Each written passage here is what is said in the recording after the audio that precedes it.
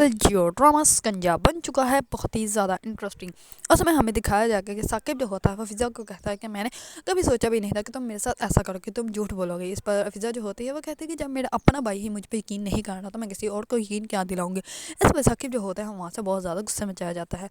दूसरी तरफ ज़ानून जो होता है वो ये कोशिश कर रहा होता है कि वो लोगों को पकड़ लें, उन लोगों को पकड़ने के बाद ही सच सबके सामने आ सकता है। इस पर ज़ानून जो होता है वो कहता है कि मैं फ़िज़ा के ऊपर पूरा यकीन करता हूँ, फ़िज़ा ने जो कुछ कहा है वो सच ही कहा है और मैं फ़िज़ा का कभी भी साथ नहीं छोड़ने वाला। दूसरी तरफ फ़िज़ा जो होती है वो जैसे ही अड़म को कॉल करती है तो अड़म की बीवी कॉल उठाती है और वो कहती है कि मैं मिसेस अड़म हूँ, आप कौन है। इस पर जो होती है फ़िज़ा वो कहती है कि आपने क्या कहा, मिसेस अड़म, कि अड़म भाई ने शादी कर ली है। इस पर वो बहुत ज़्यादा हैरान और परेशान हो जाती है। इस पर उसकी बीवी को भी पता चल जाता है कि इन लोगों के कोई और रिलेटिव भी हैं जो कि शादी में नहीं आए, जिन लोगों को ये पता तक नहीं है कि अडम की जो है वो शादी भी हो चुकी है।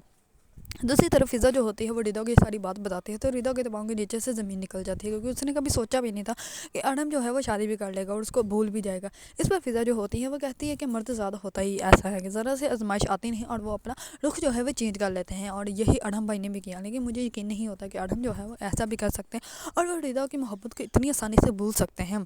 दूसरी तरफ रानी जो होती है वो तो बहुत ज़्यादा खुश होती है कि फ़िज़ा का जो है वो रिश्ता वो ख़त्म हो जाएगा, क्योंकि वो कभी चाहते ही नहीं थे कि उसका रिश्ता जो है वो उसके भाई के साथ और हो और वो उसकी बबी बनकर उसके घर में यशी की ज़िंदगी गुजारे। उसने तो हमेशा से सोचा था कि इन लोगों की ज़िंदगी जो है वो तो मैं तबाह बर्बाद करके छोड़ूंगी। अगर आप लोगों को ड्रामा शिकंजा पसंद है और इसके बारे में न्यू अपडेट जानना चाहते हैं तो मेरे चैनल को लाइक, कमेंट एंड सब्सक्राइब करना मत भूलिएगा।